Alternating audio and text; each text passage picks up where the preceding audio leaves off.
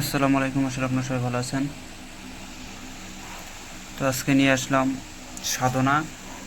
এটা হচ্ছে আকর করা, সরি, সাদা সাদা আকরা বলা হয়, যেটাকে আকন্দ গাছ বলা হয়। সেই আকন্দ গাছের অদৃশ্য শক্তির সাধনা।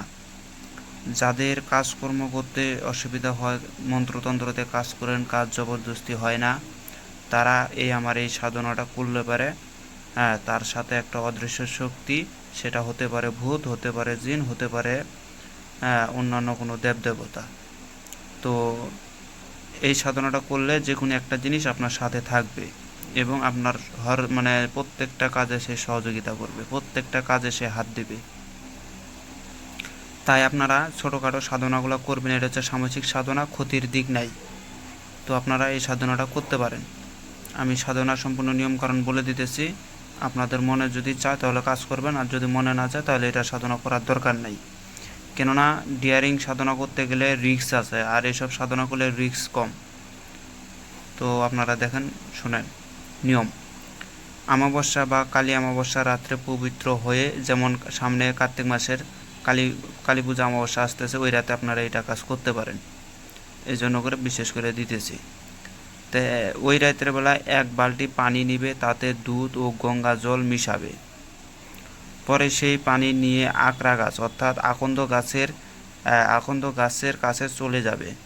রাত 12টার পরে গাছকে গোসল করাবে, মানে রাত 12টার সময় ওই গাছের গোড়ায় যায়, ওই গাছটাকে আপনারা ওই পানি দিয়ে গোসল করাবেন। হলুদ ও চন্দন দিয়ে গাছকে তিলক দিবে, মানে হলুদ ও চন্দন দিয়ে গাছটাকে একটু লাগাইয়ে দেবেন। আগরবাতি ধরিয়ে দিবে আর গাছের কাছে বিনতি করিবে,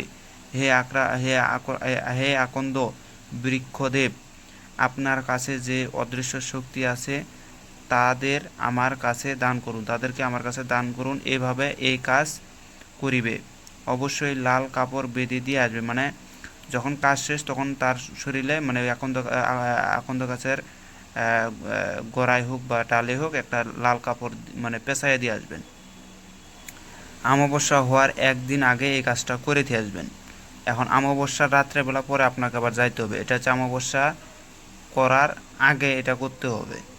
তারপরে এখন অমাবস্যা রাত্রেবেলা যখন যাবেন তখন দেখেন, এবার অমাবস্যা রাত 12টার পবিত্র হয়ে গাছের কাছে যাবে এবং গাছের গোড়ায় একটি পান পাতা, 5 প্রকার মিঠাই, 5টা আগরবাতি, 1 নোটা জল অর্থাৎ 1 ঘটি জল, এলাচি, একটা সুপারি, এসব নিয়ে যাবে। আবার গাছকে গোসল করাবে। লাল কাপড়ে যে বাঁধন দিয়েছিলেন সেই বাঁধনটা খুলে দেবেন। সামগ্রীগুলো তাকে ভোগ দিবেন, মানে যেগুলো বললাম ওগুলো সামনে রেখে দেবেন। ঘিয়ের বাতি জ্বালিয়ে দিবেন। আগের মতো আবার বিনতি করবেন আর সোজা চলে আসবেন। আপনার বাসায় ঢোকার সময় গেটে আরেকটি ঘিয়ের বাতি জ্বালাবেন, ওখানে একটি আর বাসার গেটের সামনে একটি দিবেন। তারপর স্বপ্নযোগে আপনার সাথে কথা বলবে। একদিনের সাধনা এটা। হ্যাঁ, এটা কাজ করলে কী হবে, আপনাকে স্বপ্নও দেখাবে, অথবা সেখানেই সরাসরি আপনাকে দর্শন দিতে পারে। আপনারা হয়তো জানেন না যে একজন মুনি ছিল। হ্যাঁ, এটা আমি সঠিকটা ভালো করে বলতে পারবো না, কিন্তু আমি যতটুকু জানি যে একটা হিন্দু শাস্ত্রে একজন মুনিব ছিল। তিনি হচ্ছে হনুমানকে পাওয়ার জন্য করে, হ্যাঁ, তিনি অনেক সাধনা বা অনেক কর্মকাণ্ড করছে, কিন্তু হনুমানের দর্শন পায় নাই। সেক্ষেত্রে তিনি কি করছিল, একটা বড় বৃক্ষের গোড়ায় একদিন হচ্ছে 3টা পাক দিয়া ওই গোড়ার ভিতরে এক ঘটি জল দিছিল, মানে জল প্রদান করছিল বট গাছের গোড়ায়। এই গোড়ায় হচ্ছে পানি দেওয়ার কারণে সেখান থেকে একটা প্রেত খুশি হইয়া তার সামনে এসে হাজির হয়েছে। হাজির হয়ে তাকে বলে যে তুমি আমার এখানে পানি দিছো, আমি তোমার প্রতি সন্তুষ্ট হয়েছি, তুমি আমার জন্য তুমি কি চাও তুমি আমার কাছে বলো, আমি তোমাকে ওইটা দিব। তখন সে বলছিল, তো আমি কিচ্ছু চাই না, আমার শুধু একটা মনের বাসনা আছে, সেটা হচ্ছে হনুমানকে দর্শন করা। তখন তিনি বলছিল যে এটা আমার সাধ্যের বাইরে, কেননা হনুমানকে দর্শন করা এটা আমাদের সাধ্যের বাইরে, এটা আমরা করতে পারবো না, আপনি অন্য কিছু চান। তখন তিনি বললো যে আমার কিছু চাওয়া নেই, একমাত্র এটাই চাওয়া। তখন তিনি যখন মানে বললো যে আমি পারবো না দিতে, তখন তিনি যখন চলে যাইতে ধরলো তখন তাকে আবার ডাক দিয়ে বললো যে যেহেতু তুমি আমাকে খুশি করছো সেহেতু আমি তোমাকে খুশি করব। হ্যাঁ, আমি হনুমানের দর্শন করাই দিতে পারবো না, কিন্তু তার রাস্তা আমি তোমাকে বাতাইয়া দেব। হ্যাঁ, সেই রাস্তা অনুযায়ী যদি তুমি যাইতে পারো তাহলে হনুমানের দর্শন পাওয়া যাবা। তখন তাকে রাস্তা দেখাই দিল, সেই রাস্তার মোতাবেক সে চলাফেরা করলো। হ্যাঁ, সে হনুমানের দর্শন পাওয়া গেছিল। তো এই ছিল কাহিনীটা বাতাইয়া দিলাম এর জন্যই যে গাছের শক্তিকে অনেকে অবহেলা করে। গাছের শক্তিকে অবহেলা করবেন না। অনেক গাছে যত গাছ গাছান্তি আছে সব গাছের ভিতরেই কোনো না কোনো শক্তি অবশ্যই আছে, নাহলে এইসব গাছ থাকে না। এগুলো প্রত্যেকটার ভিতরে শরীয়ত তরিকত হাকিকত মারফত আছে। আপনি আপনি যেমন আমি মনির, আমার ভিতরে হাকিকত আছে, আমার ভিতরে মারফত আছে, আমার ভিতরে শরীয়ত তরিকত আছে। ঠিক তেমনি গাছের ভিতরে শরীয়ত তরিকত হাকিকত মারফত আছে।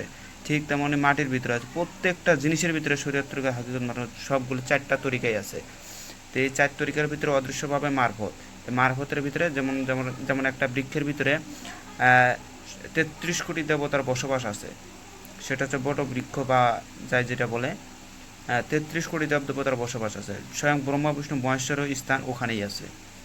একটা মানুষের ভিতরেও 33 কোটি দেবতার বসবাস, একটা গরুর ভিতরেও 33 কোটি দেবতার বসবাস। এরকম করে প্রত্যেকটা গাছ কিন্তু সাধারণ না। এই গাছের ভিতরে গুণ ক্ষমতা আছে। যদি কেউ বিশ্বাস ভক্তি সহকারে কাজ করে অবশ্যই কাজ রেজাল্ট পাবে। তো যাই হোক, সবাই ভালো থাকবেন। খোদা হাফেজ। আসসালামু আলাইকুম।